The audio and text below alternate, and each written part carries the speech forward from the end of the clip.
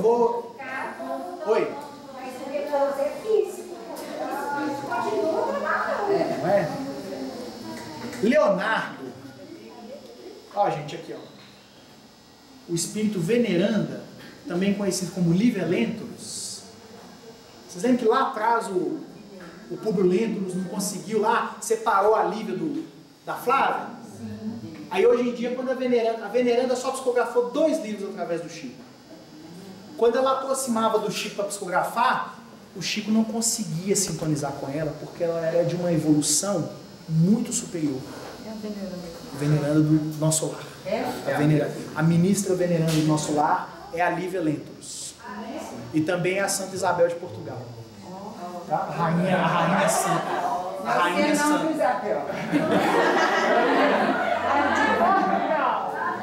Gente, a veneranda chegava perto do Chico para psicografar, o Chico não dava conta de sintonizar com ela.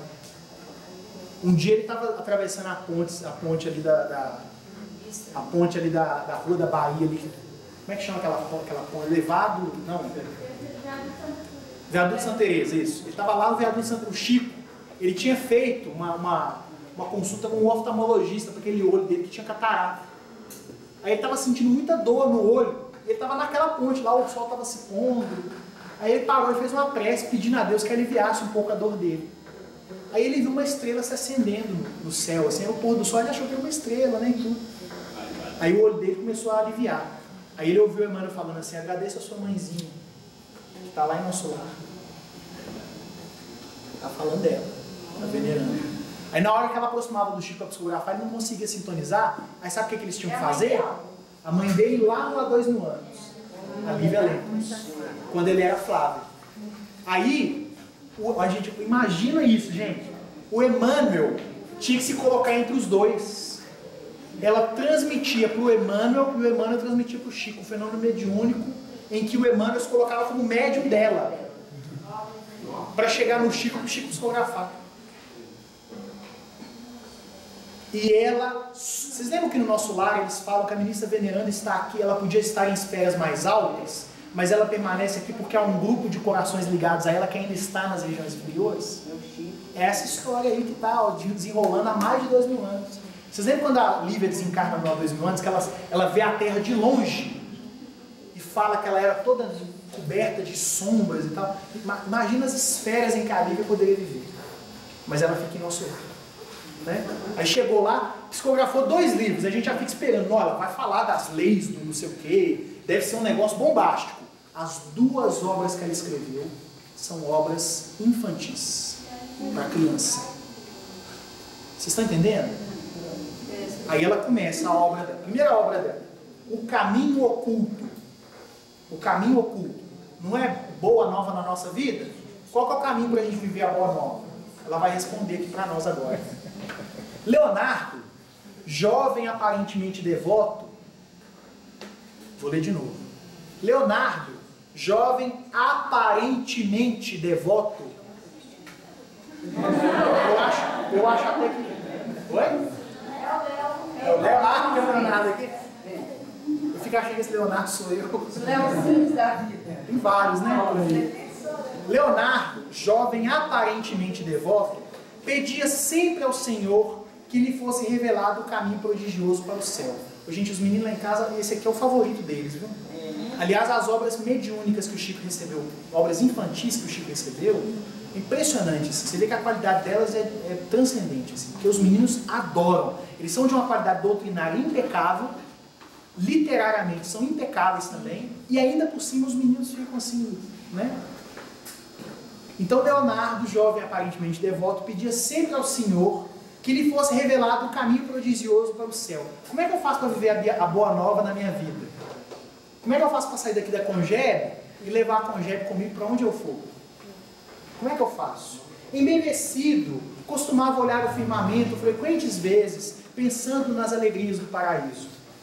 Comparecia às aulas de um curso evangélico e escutava de ouvidos maravilhados as descrições e referências acerca de Jesus. Não era muito gentil no trato com os colegas, nem dedicava o respeito devido às pessoas mais velhas, sendo por isso pouco simpático aos companheiros. Entretanto, era curioso e perguntava frequentador nas lições religiosas, admirava Jesus e gostava de ouvir todas as histórias que se referissem a ele. Oh, se eu pudesse receber do Divino Mestre o ensinamento necessário, que ventura há de conviver com os anjos e ganhar a devoção das criaturas. Estão vendo o que ele queria? Viver com os anjos e ganhar a devoção das criaturas. Aí eu lá em cima. Ajoelhe-se. Né? Certa noite, depois de fervorosas súplicas, em companhia de sua mamãe, Leonardo dormiu e sonhou. Teve a impressão de que o vento era um carro de asas veludosas, carregando-o docemente para muito longe. Parecia-lhe viajar num avião diferente, sobre florestas e mares, cidades e rios, resplandecendo ao sol. Por fim, o carro deixou-o numa paisagem desconhecida. Viu-se à beira de um lago cristalino, semelhante a imenso espelho encrespado por ondas buliçosas, e lembrou-se do Genezaré, onde o Senhor ensinara a verdade e o bem aos discípulos humildes. Observava as águas tranquilas que refletiam as luzes do firmamento, sentiu o perfume das árvores adjacentes, quando notou que alguém se aproximava.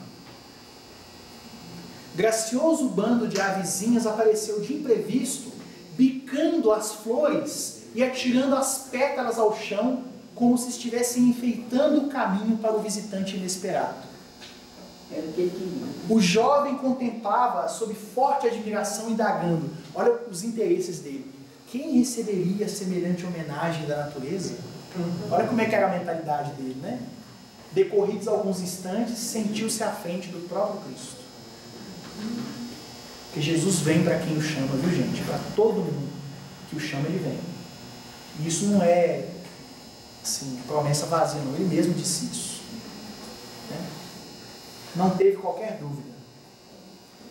Jesus acercou-se dele e o abençoou. O menino ajoelhou-se aos pés do mestre sublime e, recordando o desejo que o inquietava desde muito, suplicou. Gente, quando você encontrar com Jesus, o que você vai pedir para ele? Não vai sair nada. Sabe por quê? Vocês lembram da conversa dele com o Purulentos? Vocês lembram da conversa dele com o Purulentos? Ele vai perguntar. Ele vai perguntar para você assim, o que você quer? Não é assim que ele falava com todo mundo? O que queres que eu te faça? Buscai e achareis. Batei e se vos abrirá. Se você quer ficar famoso, se você trabalhar, um dia você vai conseguir. Mas quando você chegar lá, será que você vai gostar do que você vai alcançar? Pergunta que se faz para nós. Então ele perguntou para Jesus, Senhor, ensina-me o caminho para o céu. Quero conhecer o paraíso, abraçar teus anjos e receber lições de teus lábios. O divino amigo sorriu e permaneceu em silêncio, sondando-lhe o coração. Leonardo não desanimou e prosseguiu. Ouve, mestre, vivo suspirando pela descoberta da senda que me levará ao reino celestial. Ajuda-me. Mamãe costuma dizer-me que lá é a mansão dos justos, dos bons, e que tu é o príncipe da paz.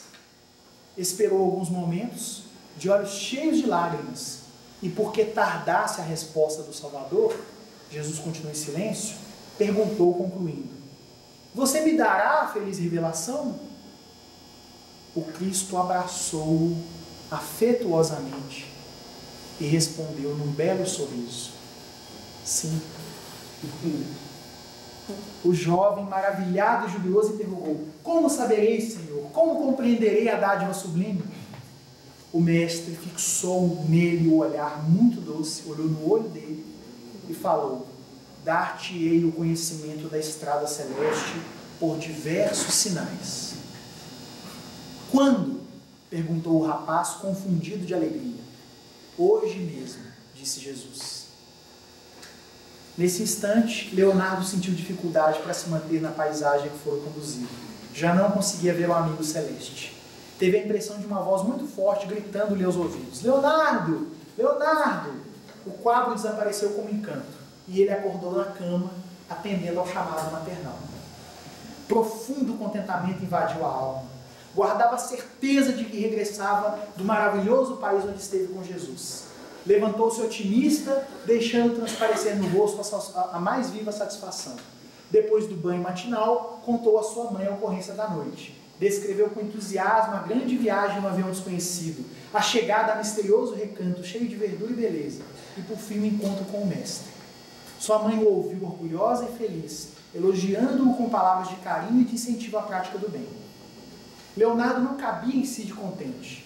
Ao café pensava consigo mesmo, não deveria esperar a revelação prometida, e aguardou a vinda de Jesus, supondo que ele viesse traçar-lhe aos olhos assombrados um grande roteiro, como a professora nas aulas de geografia. Agora prestem atenção, gente. Tocado de alegre expectativa foi o encontro do pai, que estava nos serviços de horticultura e estava cuidando de uma horta de plantinhas, né? Atravessou um grande milharal contemplando as nuvens, cheio de curiosidade e esperança. Ele estava achando que Jesus ia aparecer a qualquer momento, né? Eram justamente 8 horas quando avistou o pai, ocupado em proteger os canteiros de tomates e ervilhas. Parou admirado. O quadro de trabalho inspirava desânimo às pessoas menos corajosas. A enxurrada trouxe dos morros próximos uma camada de imundície, ameaçando as hortaliças delicadas. Deu para entender? Ele estava coberto de sujeira, lá, de lama, e ele estava tentando, né, salvar os tomates. Fazia-se preciso manobrar a enxada cuidadosamente e movimentar pesados carrinhos de mão. Venha, Leonardo, convidou o pai sorridente, enxugando o suor que lhe caía copiosamente do rosto.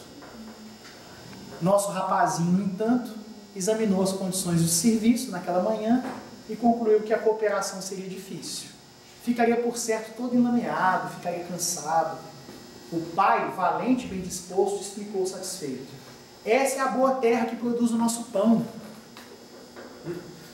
Sim, pensou o filho consigo mesmo, o pão é excelente, mas a tarefa é enorme. Não seria melhor escapulir? Sem demora, imaginou um pretexto. Hoje, papai, disse ele, não posso ajudá-lo, devo fazer muitos exercícios escolares. O genitor não se aborreceu e aconselhou sorrindo. Meu filho, então volte para casa, não perca tempo, estude. Apesar do aviso paternal, o menino apenas se afastou para gozar a vadiagem. Aí depois, gente, ele vai encontrar um passarinho com a asa quebrada. E vai pensar assim, esse passarinho aí deve ter um ninho, deve ter os ovos dele, né? Aquela coisa toda. Aí ele vai apanhar algumas pedras e matar o passarinho a pedradas. Aí um pouco mais à frente, ele vai chegar em casa no final da manhã, e a mãe dele vai falar assim, meu filho, me ajude a colocar a mesa. Aí ele vai se sentar à mesa, esperneando e gritando, quero carne, quero carne. Aí a mãe vai colocar um prato, o pai vai chegar para eles comerem juntos. Aí ele vai comer e falar, essa comida tá ruim, eu não quero. Larga o prato, levanta de arranco, vai até a geladeira, na cozinha, abre a porta e bebe 1 litro de leite. E sai de novo. Aí à tarde ele vai para a escola. Quando ele chega na escola, um coleguinha mais pobre vai pedir para ele um livro emprestado. E ele vai falar assim, você acha que eu sou biblioteca para ficar dando livro para os outros? Trabalhe e compre, deixe de ser vagabundo. Aí na hora do intervalo escolar, o coleguinha mais carente vai se aproximar falando assim, Leonardo, já faz 2 dias que nós não comemos lá em casa, eu estou com muita fome. E a minha mãe não tem com quem nos alimentar, eu tenho 3 irmãozinhos menores. Eu vi que você já terminou sua merenda e que sobrou alguma coisa, você poderia, morrendo de vergonha, assim, segurando as lágrimas. Ele fala isso com o Leonardo. Vocês imaginam qual foi a resposta do Leonardo para ele? Consegue imaginar? Né? E aí, gente, o Leonardo vai caminhando ao longo do dia dele, até que chega a noite.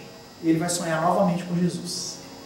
Só que aí, quando ele vê Jesus, ele sente uma vergonha, uma coisa que ele não consegue explicar. E aí, para desviar o assunto, ele pergunta a Jesus assim, mestre, onde você estava? Eu te esperei o dia inteiro. Você não disse que ia vir para me mostrar o caminho? Quando te levantaste pela manhã, vai responder Jesus, eu me aproximei de teu pai e convidei-te ao trabalho em teu benefício próprio, mas fugiste, receando o esforço que te chamava. Esse foi o primeiro sinal.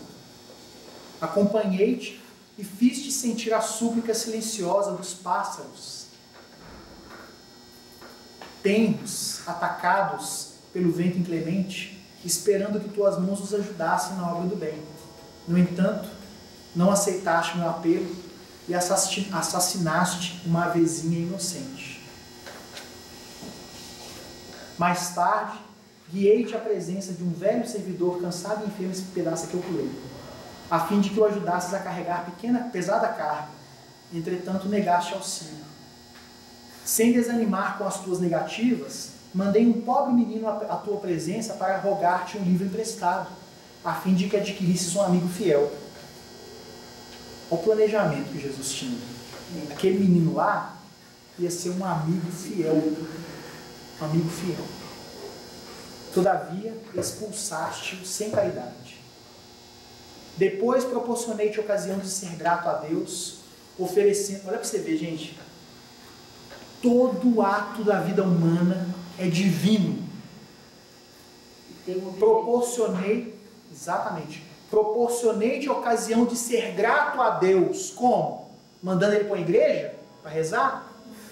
Oferecendo-te refeição substanciosa e sadia. Gente, quando a gente tem uma oportunidade de comer um alimento, nós estamos tendo uma oportunidade de aprendermos a ser gratos a Deus. Olha só, o simples ato de comer. Mas insultaste a mesa paternal, pronunciando palavras inconvenientes. Em seguida, acompanhei-te até a professora bondosa, esperando que revelasses boa vontade e reconhecimento.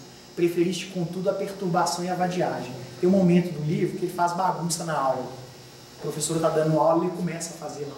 Né? Na escola, havia humilde criança com fome que eu conduzia à tua presença, a fim de que lhe desses um pouco do pão que te sobrava. Mas feriste com palavras de zombaria e negação. Finalmente, à noite, dei-te oportunidade à prece de reconciliação e agradecimento. Atacaste, porém, tua mãe com frases grosseiras e queixas infindáveis. Leonardo estava perplexo. Entendia agora as visitas do mestre. Tinha o rosto banhado em lágrimas e o coração entristecido. Porque o evangelho, ele não se vinga do malfeitor.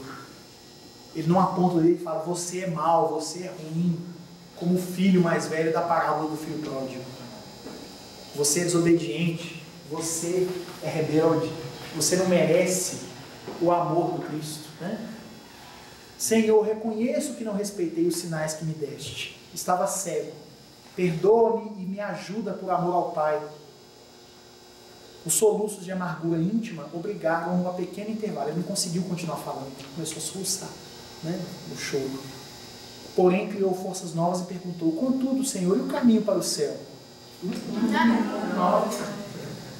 Jesus então sorriu benevolente, né? Claro, e esclareceu.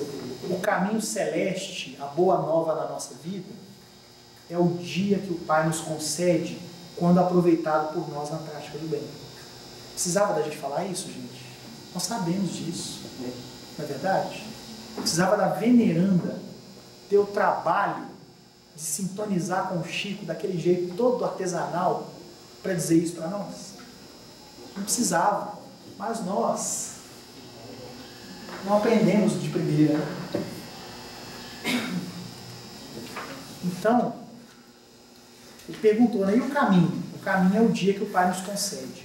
Cada hora é abençoado trecho dessa estrada divina. Cada oportunidade de bom serviço é um sinal da confiança de Deus depositada em nós. Quem aproveita o ensejo de ser útil, caminha para o alto e avança na senda sublime. Mas os que fogem ao trabalho edificante perdem tempo e demoram-se na retaguarda, lutando com os perigosos monstros da preguiça e do mal, que eles mesmos criam para si. Não vão ficar lá para sempre, né? Mas perdem tempo, poderiam antecipar isso. O mestre fez longa pausa e depois, acariciando a fronte de Leonardo, que se desfazia em pranto, perguntou, por que fugiste à ocasião de ser bom, meu filho? Perdoa-me, Senhor, que será de mim? Perdi o meu dia, Desprezei o caminho para o céu, percebendo, porém, que o Cristo se afastava, estendeu os braços na direção dele e interrogou ansiosamente: que será de mim, Senhor? Leonardo não conseguiu mais ver o mestre, mas ouviu-lhe a voz que respondia: esperarei por ti amanhã. Porque cada dia é uma nova oportunidade. Cada dia ele espera por nós. Cada dia ele confia em nós. A cada dia, gente, ele tem esperanças renovadas a respeito de cada um de nós. Desejou levantar-se e correr para procurá-lo. Entretanto, não conseguiu fazer. A sombra aumentava. Uma força estranha e invencível chumbava-lhe os joelhos ao solo. Depois de penosos minutos de aflição, acordou agitado, chorando intensamente. Mas em seus ouvidos de menino transformado, ressoavam ainda as palavras do Divino Mestre: esperarei por ti amanhã. Já aconteceu com vocês, de vocês acordarem com uma frase que você ouviu durante o sonho, ela ainda fica ecoando na mente? Foi isso que aconteceu com ele. Ele ainda ouvia a voz do Cristo falando: esperarei por ti amanhã. Então presta atenção, sabe? Presta atenção, valoriza cada minuto, né? Contempla cada criatura à sua volta com uma dádiva, um presente de Deus, uma manifestação do Criador diante de você, né? Como é que está o nosso tempo? 1 hora? Beleza, hein? 11 horas agora. São 11 horas. A gente combinou que a gente iria no máximo até meio-dia, tá? Então, eu queria perguntar para vocês, porque eu não vou obrigar vocês a ficar 1 hora me ouvindo de jeito nenhum. Nós estamos à disposição de vocês, tá? Eu ainda tenho uma coisa muito importante, porque na realidade, o objetivo principal da minha vinda aqui hoje era ler com vocês um pedacinho da introdução desse livro aqui. Porque tem um aspecto muito importante, especialmente para nós jovens, que é colocado aqui por Emmanuel. Mas antes disso, eu queria abrir para vocês perguntarem, comentarem alguma coisa, se quiserem acrescentar. Se vocês não quiserem, nós vamos avançar em direção ao Emmanuel, ao texto do Emmanuel. Fique, oi, fala. Uma pergunta quanto ao início do estudo. Jesus cresceu dentro do judaísmo, dentro de Moisés. Exatamente. Só que eles até hoje esperam o Messias. Exatamente. Porque para eles, Jesus não era o Messias. Foi por isso que eles o crucificaram. Não eles, né? Porque a gente sabe que a crucificação não foi por culpa, digamos assim, só dos hebreus. Mas atualmente, quer dizer, durante muito tempo eles renegaram Jesus como Messias, né? Para eles o cristianismo era um bando de galileus malucos. Mais ou menos.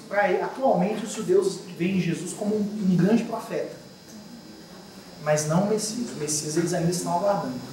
Eles acreditam que o Messias vai vir e vai ocupar a faixa de Gaza e assim por diante. É. Total. Exatamente. No A Caminho da Luz, o Emmanuel escreveu A Caminho da Luz em 38. Ainda não havia sido criado o Estado de Israel, né?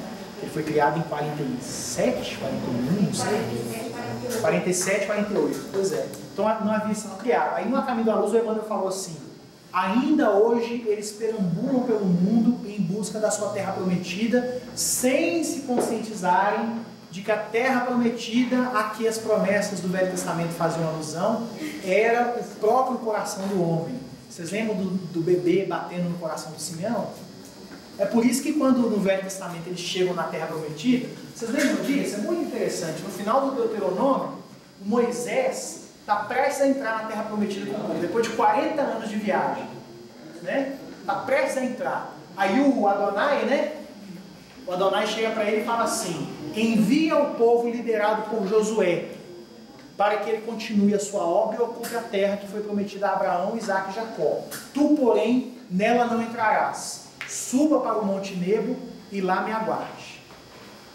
E aí o livro termina, o Deuteronômio, falando assim: morreu ali no Monte Nebo, na contemplação das terras prometidas, Moisés, o servo do Senhor. Ele levou o povo hebreu durante 40 anos, mas na hora de entrar na terra prometida, ele não entrou. Sabe por quê? Porque os bons espíritos vão nos orientar, vão nos sugerir, vão nos esclarecer. Mas na hora de trabalhar na intimidade, eles não podem fazer nada por nós. Eles não podem entrar na terra prometida do nosso coração e nos forçar a nos transformarmos. Isso aí cabe a nós mesmos fazer. Então Moisés ficou do lado de fora, ele não entrou na terra prometida. O interessante disso, só para concluir, o interessante disso é que Paulo recupera essa metáfora na carta aos Hebreus, dizendo que há um sacerdote que consegue entrar num templo que não foi feito por mãos humanas. Um templo maior do que todos os templos do mundo. Existe um sacerdote que consegue fazer isso. E esse sacerdote é o Cristo. Isso é o assunto central da carta de Paulo aos Hebreus. Né? Você ia falar? Falando naquela época que quando Moisés estava liderando o povo, aí o povo estava clamando assim e tal, aí Jesus, ou Deus, não sei, orientou para que ele tirasse água da rocha, né? Isso. Ele tocasse na rocha, na verdade ele feriu a rocha. Isso. Depois desse acontecimento ele teve uma mensagem falando que não entraria na terra. Exatamente. Isso mesmo. Isso aí é uma avaliação dentro da ideia da lei de causa e efeito, que é justamente a lei que está sendo ensinada para o povo hebreu. Então, a todo momento, eram feitas referências a essa mesma lei. Né? Quando você estava falando, essa questão aí dessa consequência aí dentro do Moisés, chegou uma perguntinha. Quando você estava falando a respeito dessa referência aí, a respeito de Moisés, essa coisa da entrada na terra prometida, esse aspecto que eu colocava a respeito da carta aos Hebreus, a gente observa que já nesse momento está sendo feito um direcionamento para aquela ideia que a gente trouxe de que é preciso disseminar a responsabilidade por esse processo todos, né? Porque aí você vê, o Moisés ele já não entra na terra prometida, é o povo que vai entrar e ocupar a terra, né? O pessoal mandou para a gente aqui o seguinte: os judeus até hoje esperam o Messias, e a terra onde Jesus viveu, o islamismo predomina. Fale um pouco sobre isso. Gente, muito interessante essa questão. No último quartel do século XIV, diz-nos Humberto de Campos, que Jesus foi até a terra prometida para examinar os progressos da sua mensagem no coração dos homens. Aí quando ele chegou lá, o que ele encontrou? Uma batalha entre europeus e muçulmanos, europeus cristãos e muçulmanos. Né? As cruzadas e assim por diante.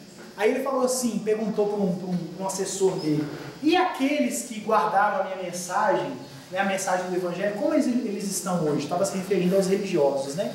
Aí ele começou a falar: olha, nós temos uma igreja muito bem estruturada institucionalmente, mas lá dentro eles torturam as pessoas, então não está muito bem não. Aí Jesus falou: realmente, nós vamos ter que retirar a árvore do Evangelho da Palestina e levá-la para outro lugar. Eu estou falando muito isso, gente, porque no nosso encontro, o tema desse ano é Brasil, coração do mundo, pátria do Evangelho. E é muito interessante porque o tema do nosso dia de hoje é justamente tentar entender como é que nós podemos colocar o Evangelho em prática na nossa vida, no dia a dia, já que nós temos uma tarefa nesse sentido, enquanto pátria do Evangelho. Né? Com relação aos hebreus, a gente sabe que assim, depois da morte de Jesus, alguns anos depois, no ano 70, houve uma invasão de Jerusalém realizada pelo Tito, né? O imperador Tito mandou lá os seus generais invadirem Jerusalém. E os judeus, resistindo a essa invasão essa desencadeada por uma revolução dos Zelotes, que são um grupo hebraico, né? Eles foram então obrigados a se retirar da Palestina, porque a cidade de Jerusalém foi praticamente destruída. E esse fato também é narrado no livro há 2000 anos, porque o senador Publio Lentulus presenciou todo esse processo. Né?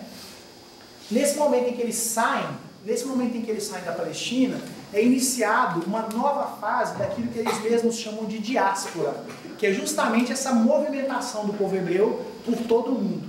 E desse dia em diante, eles nunca mais conseguiram reaver a posse total daquela terra. Até porque, gente, falando rigorosamente, só houve um momento na história em que eles tiveram uma paz relativa residindo naquele local, que foram os reinados de Davi e de Salomão. Foi o único momento em que eles ficaram ali, construíram um estado, tinham um imperador e assim por diante. Nunca mais eles conseguiram fazer isso.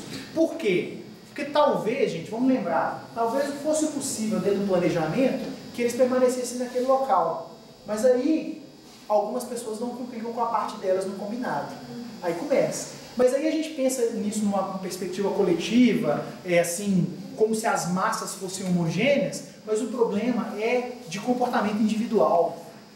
Então aí é que surge a figura do profeta. Vocês lembram que eu falei do pactus divino? Que o profeta compartilha desse pactus divino? O profeta, ele olha para o povo e percebe que eles estão adorando outros deuses. Aí ele fala, vocês estão adorando outros deuses, Deus vai castigá-los. Então o povo tinha um reinado. Esse reinado acaba. Acontece uma divisão política, o povo de Israel fica enfraquecido. Depois eles são dominados pelos assírios e pelos babilônios. Nabucodonosor manda alguns deles para serem escravizados na Babilônia. Aí lá na Babilônia aparece o Daniel e outros profetas falando assim, olha, se vocês se mantiverem fiéis, porque vocês estão na Babilônia, o Senhor está testando a gente.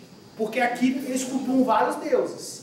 Se nós permanecermos fiéis aos mandamentos de Moisés, nós vamos voltar para a Palestina e ficaremos em paz. Mas se vocês não seguirem, o que vocês acham que aconteceu? Então, o tempo todo a espiritualidade superior cria uma circunstância, um contexto, para a gente dar o golpe final, para a gente conseguir. Aí a gente começa, mas não sei o que, eu queria isso, começa com capricho, começa com preguiça, começa com vadiagem, como falou a veneranda aqui no livro. Aí o processo se desarticula, aí a espiritualidade começa a preparar o outro. Atualmente, nós estamos dentro de um processo articulado pela espiritualidade. O nome desse processo é Brasil, Coração do Mundo, Pátria do Evangelho. E nós, especificamente, estamos dentro de um outro, chamado pela espiritualidade, pelo Humberto de Campos, no Brasil, Coração do Mundo, o coração do coração. Sabe qual é o coração do mundo? Minas Gerais e São Paulo. E a cabeça do coração do mundo é o Rio de Janeiro, segundo Humberto de Campos. Quer dizer, o centro de síntese emocional para o futuro, para a regeneração da humanidade no Brasil, é Minas Gerais e São Paulo. E nós estamos em Minas Gerais, terra de Eurípides Barçanufo, Chico Xavier, etc. E somos espíritas. E se não bastasse sermos espíritas, porque hoje tem muitos espíritas lá fora fazendo coisas que não tem nada a ver com o espiritismo. Mas nós estamos onde? Estamos na Congélia. Vocês estão entendendo? Gente, isso aqui não é colônia de férias, não. Isso aqui é uma responsabilidade que nós estamos assumindo em parceria com os nossos mentores espirituais. Nós não podemos perder isso de vista. Só um pouquinho, porque veio mais um e depois eu volto para você, tá bom? Os judeus ainda acreditam que devem destruir os outros povos? Essa é uma excelente pergunta, né? Agora, eu acho que quando a gente chega nessa pergunta aqui, fica muito difícil da gente responder de forma determinante, positiva, assim, terminal, né? Esses dias eu assisti uma entrega de um prêmio em Israel, um prêmio do governo de Israel, ao grande maestro Daniel Barenboim, que nasceu na Argentina, mas migrou para o recém-criado Estado de Israel aos 3 anos de idade. Ele é israelita, né? Então eles entregaram um prêmio para ele pelas realizações musicais dele, porque ele criou uma orquestra, porque ele é um grande pianista, gravou a integral das sonatas de Beethoven, não sei o que, não sei o que. Aí ele foi lá para fazer o discurso dele e falou assim, olha, eu aceito esse prêmio, mas eu gostaria de dizer que eu não concordo com a política de Israel. Aí ele começou a falar. Gente, o Daniel Barenboim criou, na década de 90, uma orquestra, é a East Western Divan Orchestra. É uma orquestra formada por músicos israelitas e palestinos. Jovens. Então, quer dizer, quando eles resolveram dar um prêmio para ele, eles cutucaram uma vara curta, né? Ele foi lá e falou, ó. Aí ele pegou e falou, ó, vocês invadiram de novo lá os assentamentos lá na... E começou a falar, e foi falando. Aí a responsável, a mestre de cerimônias, foi lá e começou, né? Sabe aquele negócio que eles vêm com a bengala assim, puxa a pessoa para fora do palco? Foi tipo isso que aconteceu. Ela foi lá e falou, olha, nós queremos expressar o nosso total desacordo com o que foi dito pelo senhor Daniel Barenboim nessa tribuna, considerando que nós o homenageamos sinceramente e não contávamos com a sua deslealdade. As falas dele são uma traição contra Israel. Aí começou, que burburinho. Aí o Daniel Barenboim voltou e falou assim, olha, esse Estado foi criado com base na concepção de liberdade. Pegue a Constituição do nosso país. e leiam, está lá escrito liberdade. E eu estou aqui falando baseado nesse conceito. Então vocês estão vendo, gente, como que é complexa a tarefa de Jesus em relação a nós? Que até hoje nós estamos lidando com essas coisas. É por isso que Jesus falou assim, ó, nós vamos fazer um negócio à prova de erros. Nós vamos criar um país e vamos misturar todas as raças do mundo. Esse aí, ó, com relação ao orgulho racial, a sensação de superioridade em relação aos outros povos, é a prova de erro. Qual é o nosso problema atual, então? É que a gente, só um pouquinho, só para concluir, devido a esse caráter da Constituição, a gente é meio assim, né? Gosta de dar um jeitinho, sair fora do serviço. Aí vem Humberto de Campos e fala assim, o brasileiro precisa de educação. O Chico com Emmanuel, primeiro, critério para trabalhar mediunicamente. Segundo, terceiro, vocês estão entendendo? E nós estamos aqui no Brasil, coração do mundo, no Minas, coração do coração, contemporâneo de Chico Xavier, na doutrina espírita, na congênita. Você queria falar? Eu queria falar daquela parte lá de Israel, que com a rebeldia dele, eles foram destituídos da portaria da Bíblia, e por isso foram abertos para todos os povos. Exatamente. É exatamente esse processo, que é na linguagem bíblica que você colocou, a gente trouxe na linguagem espírita, né, de que aquele investimento espiritual que foi feito ali, eles não agiram de conformidade e aí a coisa foi deslocada para outro campo. Não quer dizer que esse povo não tem uma missão hoje, mas a missão que ele tem hoje não é a mesma que ele tinha no passado. Só isso, né? Vocês lembram da parábola dos vinhateiros homicidas? No Evangelho, Jesus fala, olha, o Senhor instituiu a vinha, colocou uns trabalhadores lá, arrendou a terra e depois começou a mandar seus mensageiros para receberem o fruto do que foi plantado. Aí o que os vinhateiros fizeram? Mataram os mensageiros do Senhor. Aí o Senhor mandou outros mensageiros. O que eles fizeram? Mataram de novo. Aí o Senhor, por fim, mandou o filho dele. O que eles fizeram? Mataram ele. Aí, lembra do que eu falei no início? O que o texto hebreu faz? Ele provoca uma emoção, para depois dar o ensinamento. Quando ele falou para os fariseus lá que estavam ouvindo ele, que eles mataram os mensageiros 2 vezes e mataram o filho do dono da vinha, qual que era o sentimento dos fariseus em relação aos vinhateiros? Estavam com raiva. Aí Jesus falou assim, o que vocês acham que o senhor da vinha vai fazer quando chegar na vinha e encontrar os vinhateiros? Qual foi a resposta? Vai matar, vai trucidar. Porque esses caras são uns bandidos, eles estavam com raiva mesmo. Aí Jesus falou, vocês não leram o que estava escrito? Que a pedra que foi rejeitada pelos obreiros será a cabeça de esquina? Então eu vos digo que vai chegar um dia em que o depósito que foi feito na mão do povo hebreu vai ser colocado na mão de outro povo. Porque o Senhor não vai matar os vinhateiros, porque o Senhor os ama. Ele ama incondicionalmente. O que ele vai fazer? Ele vai tirar eles e colocar outros no lugar. Ele não vai matar ninguém. Então olha que você vê Jesus falando do Brasil, coração do mundo, pátria do Evangelho, 2000 anos atrás. Né? Eles não fizeram o que foi proposto. Pelo contrário, então nós vamos dar a tarefa para outras pessoas, para outro grupo. Agora no tribunal da reencarnação tem um aspecto interessante, que é o seguinte. Você pega uma tarefa do vinhateiro homicida e coloca para outro vinhateiro fazer. Só que esse outro vinhateiro que vai fazer a tarefa agora é o vinhateiro homicida reencarnado. Deu para entender? Porque no processo evolutivo você não deixa a tarefa que você não fez, não. No máximo você adia. Mas uma hora você vai ter que reassumir, você vai ter que fazer. O que você se propôs a fazer, você vai ter que fazer. É o seu galardão. É a chave para você ser feliz. Posso ler Paulo Estevam? Tem mais perguntas? Então nós vamos fazer o seguinte, nós vamos conversar sobre as próximas perguntas e não vamos receber mais, porque senão a gente não vai. Tá bom? Pode. Os que eu convivi, eles deixam claro pra gente que eles realmente são a raça superior. Mas eles têm um respeito muito grande pelo povo brasileiro, né? Como você falou, quando foi criado o Estado de Israel, quem era o presidente da ONU era o brasileiro, Oswaldo Aranha, e foi ele que assinou. Articulou, né, o Estado de Israel. Então eles têm um respeito muito grande pelo povo brasileiro, né? Por esse ato. Mas assim, Cristo, né? Por exemplo, Belém pertence à Palestina. E nós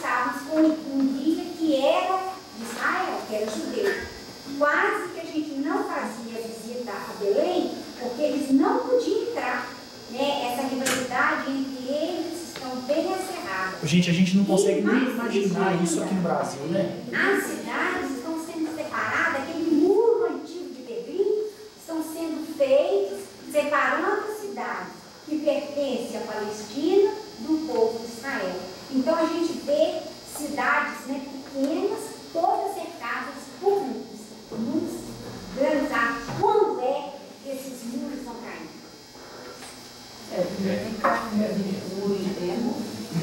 Pergunta: o que significa Ismael?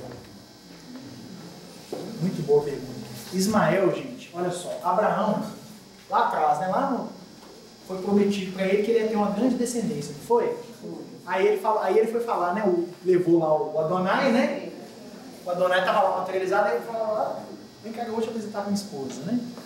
Aí o Adonai falou com ela, falou assim: ó, você vai ter um filho e ele vai ser o pai de uma grande nação. Aí ela fez assim, porque ela não acreditou nele, porque ela já era idosa e não tinha tido filhos ainda. Então ela riu, né? Aí logo em seguida, ela acreditou na promessa, né? Ela acreditou, mas ela falou: é impossível que eu tenha filhos. Então ela fez uma coisa que era um costume na época, para a gente ver o tanto que a humanidade evoluiu, né? Ela falou com Abraão assim: olha, para que a promessa seja cumprida, você tem que ter um filho, mas eu sou estéril. Então eu vou te dar a minha escrava e você terá o filho com ela. E isso era costume na época. A mulher podia dar a escrava para que a escrava tivesse filhos do marido dela, né? E esses filhos poderiam ser considerados na herança caso ele não tivesse filhos legítimos. Então nasceu o primeiro filho de... Desculpa. Não, é porque a gente falou desse assunto ontem num momento muito especial do encontro e a gente está sentindo a mesma vibração, né? Então, o Abraão então teve esse filho com essa escrava se chamava Agar e ela era egípcia. Agora observe uma coisa, logo depois, a esposa de Abraão, a Sara, ela vai engravidar e vai ter um filho, que vai ser o filho que vai herdar essa promessa. O nome desse filho é Isaac, que significa você riu. Porque na hora que ele falou que ela ia ter o filho, o que ela fez? Ela riu, ela não acreditou. Então o nome dele é Isaac, que significa você riu. Tipo assim, quem ri por último, quem ri por último ri melhor. Então é o Isaac. O Isaac, quando ele nasce, ele vai ser naturalmente, porque ele é o filho legítimo de Abraão, ele vai ser o herdeiro da promessa. Só que quando ele nasce, o Ismael já era mais velho, já era um menino maior, assim, tudo mais. E como ele era mais velho, ele começou a abusar, começou a bater, começou a caçoar do Isaac. O Ismael, que é esse filho do Abraão com Agar, a egípcia. Aí a Sara vai se aproximar do Abraão, a Sara é a esposa dele, né? Vai se aproximar e falar assim: olha, o seu filho com a egípcia está desrespeitando o meu filho Isaac. E ele é o seu filho legítimo. Então eu te peço que expulse Agar e Ismael da nossa presença. Aí o Abraão ficou transtornado, porque ele amava Ismael. Então ele se afastou. Aí o Adonai apareceu para ele e falou assim: faça o que Sara está te pedindo e não tenha medo, porque eu protegerei Ismael. E por ele ser teu filho, no futuro eu darei origem através dele a uma grande nação. Aí o Isaac se tornou o patriarca do povo hebreu, teve 2 filhos, Esaú e Jacó. O Jacó herdou a primogenitura, se tornou também patriarca, e assim seguiu a história do povo hebreu. E o Ismael, o que aconteceu com ele? Primeira coisa, Ismael é filho de Abraão. Abraão é o quê? Judeu? Não. Ele é mesopotâmico. Ele dá origem ao povo hebreu, mas ele mesmo não é hebreu não, porque ele nasceu em outro lugar. Então ele é mesopotâmico. E ele está junto com a Agar, que é egípcia. Então o menino Ismael, para começo de conversa, isso aí já é uma especulação nossa. Como a Agar era egípcia, provavelmente Ismael era um menino mulato. Era um mestiço. Ismael era um mestiço, primeira coisa. Segunda, ele é um filho bastardo, porque ele não é um filho legítimo. Ele não é o filho do Abraão com a Sara, que é a esposa. Ele é o filho do Abraão com uma escrava. E como filho de escrava, ele também é o quê? Escravo. Então ele é mulato, bastardo, mestiço, escravo. Governador espiritual do Brasil. Aí Jesus vai chamar justamente esse Ismael, e olha só, isso está no Velho Testamento. Diga a Agar e Ismael que deixem a sua casa, porque eu os protegerei e farei de Ismael uma grande nação. E aí o Velho Testamento conta que os espíritos levavam alimentos para Agar, porque ela estava atravessando o deserto, não tinha nada para comer, o menino já estava quase desencarnando, e aí os espíritos começaram a levar alimento, imagina? Começaram a alimentar eles no deserto, em pleno deserto. Então, Ismael, etimologicamente, significa Deus ouviu. Porque havia uma promessa, Deus ouviu, né? A gente queria que a promessa se realizasse, Ele ouviu a nossa súplica. Deus ouviu. E, né, o Brasil, o coração do mundo, começa justamente com Jesus endereçando ao infinito a pergunta, né? Devo iniciar uma obra nova nesse local, nesse país? E aí ele fala que a resposta veio para o coração dele. E do ideal do coração dele, ele compartilhou com os braços daquele espírito angelical que se chama Ismael e que até hoje é o governador espiritual. Outro dia, a gente, uma companheira nossa que participa de um trabalho mediúnico com o irmão José, um trabalho de cura e de pintura mediúnica, o pessoal estava falando muito do Brasil, porque não sei o que e tal. Aí o irmão José chegou e falou assim, ó, o Brasil está muito bom e os planos de Ismael estão se cumprindo fiel e integralmente. Não tenham medo. Vamos manter o otimismo e cada um fazer a sua parte. Posso ler o Paulo Estevam? Pode, não é pode. Porque agora nós vamos ter a chave dessa fala toda. Quando eu coloquei que a gente precisa fazer a nossa parte, para que o Brasil cumpra a parte dele no Conselho das Nações, eu estava falando disso. Eu estava falando de nós acharmos uma maneira de servirmos ao Evangelho. Servir ao Evangelho no sentido de ser útil ao Evangelho. Porque Jesus falou que já não nos chama mais de servos, mas de amigos. Não foi assim que ele falou no Evangelho de João, capítulo 15? Já não vos chamo servos, eu vos chamo de amigos. Porque tudo que eu aprendi com meu Pai, eu vos dei a conhecer. Não são poucos os trabalhos que correm no mundo sobre a tarefa gloriosa do apóstolo dos gentios. É justo então esperarmos a interrogativa. Por que mais um livro sobre Paulo de Tarso? Nosso escopo essencial não poderia ser apenas rememorar passagens sublimes dos tempos apostólicos, e sim apresentar antes de tudo a figura do cooperador fiel na sua legítima feição de homem transformado por Jesus Cristo e atento ao divino ministério. Nosso melhor e mais sincero desejo é recordar as lutas acerbas e os ásperos testemunhos de um coração extraordinário, que se levantou das lutas humanas para seguir os passos do Mestre num esforço incessante. As igrejas amornecidas da atualidade e os falsos desejos dos crentes nos diversos setores do cristianismo justificam as nossas intenções. Por que ele precisava falar de Paulo? Por causa das igrejas amornecidas da atualidade e os falsos desejos dos crentes nos diversos setores do cristianismo. O que é uma igreja amornecida? Morne. O que é morno, gente? É quando não é nem frio nem quente. É quando... Exato, não tem noção. É quando está em cima do mundo, não sabe o que fazer. Aí fica aquela coisa, sabe aquela modorra, aquela coisa chata que ninguém, não acontece nada, aquela rotina assim, sem graça, cansativa, não é? O mundo dá enjoo, não é? Por isso que lá no Apocalipse capítulo 3, Jesus fala assim: oxalá fosses frio ou quente, como és morno, nem frio nem quente, vomitar-te-ei. Jesus fala isso no Apocalipse capítulo 3, na carta a Laodiceia, que aqui entre nós, Laodiceia do grego, Laodikos, o povo que conhece a lei. Qual é o grupo cristão que tem melhor conhecimento sobre as leis da vida espiritual? Entenderam para quem que ele estava falando? Conheço as tuas obras, não és frio nem quente. Como és morno, nem frio nem quente, vomitar-te-ei. Aí depois ele fala, somos nós, os espíritas. Aí depois ele fala, aí depois a gente fica assim, nossa, que isso, Jesus pegou pesado. Aí depois Jesus fala assim, eu repreendo e castigo aqueles que eu amo. Modifica-te, pois, eis que eu estou à porta e bato. Se alguém ouvir, vier e abrir a porta, eu entrarei com ele, cearei, e ele comigo.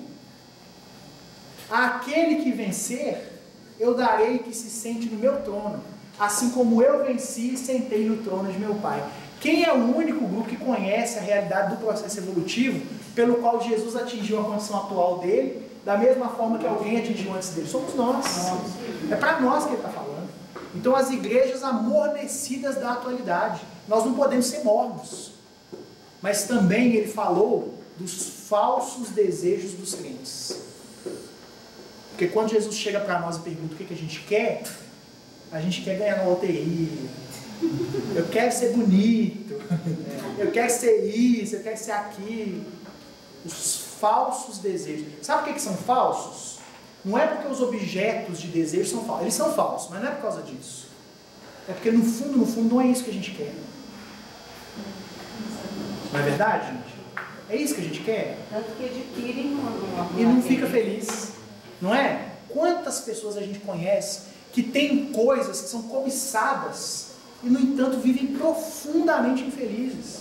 O Divaldo Franco uma vez falou, eu fiquei chocado. Falou assim, esses artistas aí que ficam dando beijo na novela, não sei o que, posando, não sei o que, tudo tem que usar droga, porque eles são muito carentes, e a sexualidade deles é toda bagunçada. Eu falei, não, o Divaldo? É porque o Divaldo tá, né, ele tá vendo que... Ele falou, a Joana tá quase reencarnando. Quando ela reencarnar, eu vou, né? Então ele tá... Gente, prestem atenção no Divaldo, viu, gente? Porque o Divaldo tá falando... Assim, prestem muita atenção no Divaldo, por favor. Ouçam o que ele diz. Quando ele vier aqui em Betim, não percam, não deixem de assistir ele. Porque daqui a 200 anos, nós vamos falar assim, nossa, aquele povo que pôde ser contemporâneo ouviu o Divaldo falando, que povo privilegiado, né? Oi. Eu lembrei disso, não falou, porque os homens gastam saúde para conquistar o dinheiro e depois gastam o dinheiro para conquistar a saúde. Não é? Então são falsos desejos, gente. São falsos desejos. E mais, não é o que a gente quer realmente. Em toda parte, há tendências à ociosidade do espírito e manifestações de menor esforço. Muitos discípulos disputam prerrogativas de Estado, enquanto outros, distanciados voluntariamente do trabalho justo, suplicam a proteção sobrenatural do céu. Sabe aquele negócio? Eu vou lá na reunião de tratamento para ver se eles resolvem o problema, né? E não quer trabalhar, não quer contribuir, não quer participar, só quer pedir, né? Templos e devotos entregam-se gostosamente a situações acomodatícias, preferindo dominações e regalos de ordem material. Observando esse panorama sentimental, é útil recordarmos a figura inesquecível do apóstolo generoso. Muitos comentam a vida de Paulo, mas quando não atribuem títulos de favor gratuitos do céu, o apresentam como um fanático de coração ressequido. Para uns ele foi um santo de predestinação, a quem Jesus apareceu numa operação mecânica de graça. Para outros foi um espírito arbitrário, absorvente e ríspido, inclinado a combater os companheiros com vaidade quase cruel. Não nos deteremos nessa posição extremista. Queremos recordar que Paulo recebeu a dádiva santa da visão gloriosa do Mestre às portas de Damasco. Mas não podemos esquecer a declaração de Jesus relativa ao sofrimento que o aguardava por amor ao seu nome. Certo é que o inolvidável tecelão trazia o seu ministério divino. Ele tinha uma missão a cumprir no mundo, uma missão divina. Mas quem estará no mundo sem o ministério divino?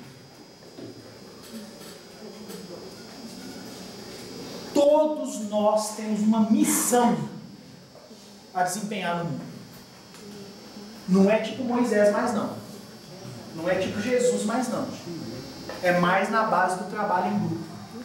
É mais na base do vagalume. Mas se você não fizer a sua parte, todo aquele arranjo que a espiritualidade construiu para chegar a uma certa meta, vai ficar complicado. Vai ficar comprometido. Quem estará no mundo sem o ministério de Deus? Muita gente dirá que desconhece a própria tarefa. Eu não sei qual é a minha missão. Que é insciente a tal respeito. Mas nós poderemos responder que além da ignorância, há desatenção e muito capricho pernicioso. A gente sabe o que a gente tem que fazer, mas a gente fica inventando umas coisas. Não, eu quero casar com fulano, eu quero ser artista da novela. Fica inventando umas coisas, sendo que a gente sabe. É aquilo que eu falava antes. Os mais exigentes advertiram que Paulo recebeu um apelo direto. Né? Mas, na verdade, todos os homens menos rudes têm a sua convocação pessoal ao serviço do Cristo. Pessoal. E é interessante a gente observar, né? Porque a gente imagina assim, Jesus apareceu, Saulo, Saulo, por que me persegues? Né? Senhor, o que queres que eu faça? Quem és tu, Senhor?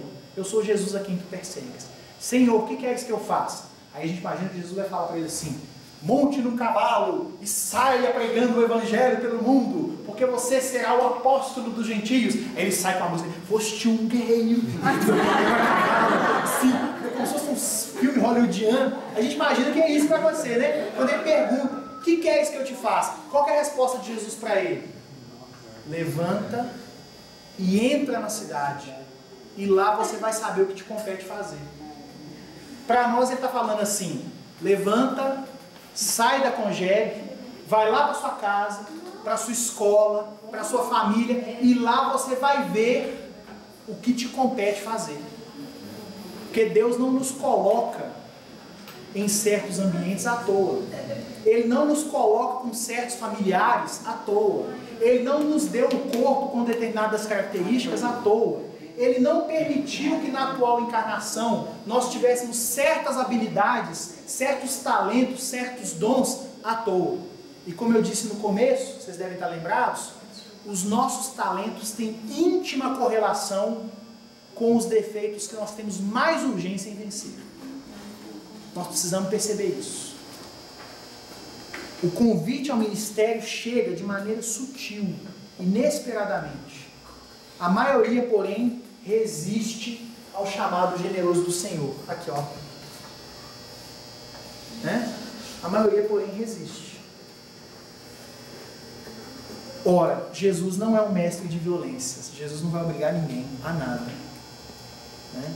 Não é um mestre de violências. E se a figura de Paulo avulta aos nossos olhos, é porque ele ouviu, negou-se a si mesmo, arrependeu-se, tomou a cruz e seguiu o Cristo até o fim das suas tarefas materiais. Entre perseguições, enfermidades, apodos, zombarias, desilusões, deserções, pedradas, açoites e encarceramentos, Paulo de Tarso foi um homem intrépido e sincero, caminhando entre as sombras do mundo ao encontro do Mestre que se fizeram ouvir nas encruzilhadas da sua vida. Foi muito mais que um predestinado, foi um realizador que trabalhou diariamente para a luz. Esse é o primeiro objetivo dessa obra. O segundo é apresentar um companheiro sem o qual Paulo jamais realizaria sua missão, Estevão. E aí o Emmanuel fala assim, para nós reafirmarmos que a lei do amor é a lei do universo. E a lei do amor envolve o impositivo da cooperação. Sem cooperação não existe realização útil no bem. Nós temos que aprender a trabalhar juntos. E temos que nos conscientizar daquilo que nos cabe realizar. Naquela mensagem do Evangelho segundo o Espiritismo falando sobre o homem de bem, em uma certa altura, aliás, o homem de bem não, o homem no mundo, capítulo 6 de Perfeitos, uma certa altura o Espírito fala assim, muitos acreditam que tem que tomar um caráter lúgubre para serem homens de bem. Não é ficar sério, não rir, nem nada. Não é nada disso. É por isso que aqui a gente toca violão, a gente come pipoca, a gente dá risada. Não é? Porque evangelho é alegria, evangelho é satisfação, evangelho é esperança, é uma boa nova, a gente tem que ser feliz. Mas aí ele fala assim, esse homem no mundo, o homem de bem no mundo, ele não toma um aspecto lúgubre. Mas quando ele acorda de manhã, você lembra do Leonardo? Quando ele acorda de manhã, ele agradece a Deus a bênção da vida. Quando ele se alimenta, ele lembra de Deus e agradece a glória de ter um alimento para saciar o corpo. Quando ele trabalha, ele se vê como alguém que recebeu uma oportunidade de dar uma contribuição para a sociedade, que tem que ser feita com a maior religiosidade possível, com carinho, com disciplina, com capricho, fazer algo mais além do que se espera que a gente faça, fazer com amor, com dedicação, sabe assim, fazer com capricho mesmo, aquilo que nos compete fazer, porque se a gente não faz aquilo que nos compete fazer, como é que nós podemos aspirar a coisas maiores? Nós temos que ser bons filhos, bons irmãos, bons alunos, bons profissionais, em qualquer área que seja. A gente sabe do que o mundo precisa para se regenerar? Sabe do que o Brasil precisa para cumprir a sua missão como pátria do Evangelho? Ele precisa de bons padeiros, de bons trocadores de ônibus, de bons faxineiros, de bons advogados, de bons engenheiros, de bons artistas. Mas quando eu digo bom, não é no sentido da capacidade de trabalho, de ser superior aos outros, não. Quando eu digo bom, é no sentido de bondade. Oi? Bons de coração. Gente, é a gente fazer aquilo que nos cabe realizar no ambiente em que a gente se encontra. E como é que nós vamos saber o que nos cabe realizar? O Paulo não falou de falsos desejos? Então nós precisamos encontrar quais são os nossos verdadeiros desejos. Quais são os nossos sonhos? Eu acho que eu falo isso aqui quase todo ano. Não é? E eu estou falando isso para a gente tomar coragem e assumir. Porque é a voz da nossa consciência falando conosco. Nas nossas preces, gente, vamos lembrar de pedir a Deus que esclareça o caminho que nos cabe, que nos ajude a perceber a missão que nos compete, a tarefa que nós vamos realizar nessa vida, com certeza, todos nós vamos realizar aquilo que nos cabe. Mas vamos pedir também a Ele que nos ajude a enxergar nas situações desfavoráveis, nos companheiros intratáveis, né? Nas frustrações e perplexidades do caminho, a oportunidade de nós sermos mais do que aqueles servos inúteis que fizeram só o que se esperava que eles fizessem. Para que a gente alcance um grau de comunhão com Cristo que seja aquele da renúncia, né? Porque o último símbolo do Evangelho, depois da vida de Jesus de exemplificação, de amor, de cura, de amparo, de consolo, o último símbolo do Evangelho, para que nós não nos iludamos jamais, foi a cruz. E a cruz de cada um de nós é a tarefa que tem que realizar. Então, para nós seguirmos Jesus, o que nós temos que fazer? Tomar a nossa cruz e seguir. Tá? Gente, muito obrigado pela atenção de vocês, viu? Pela oportunidade. A gente tem que encerrar, porque senão a gente fica aqui. É sempre assim, muito agradável, muito gostoso para nós vir aqui. E a gente sempre tem, a gente não pode deixar de aproveitar a oportunidade para endereçar a vocês um abraço muito carinhoso do pessoal lá do EFEC, de onde nós estamos no Encontro de Famílias Espíritas de Contagem, com votos assim, de que vocês tenham um final de encontro assim, sensacional, que vocês aproveitem bastante e que saiam daqui fortalecidos, né, para dar sequência.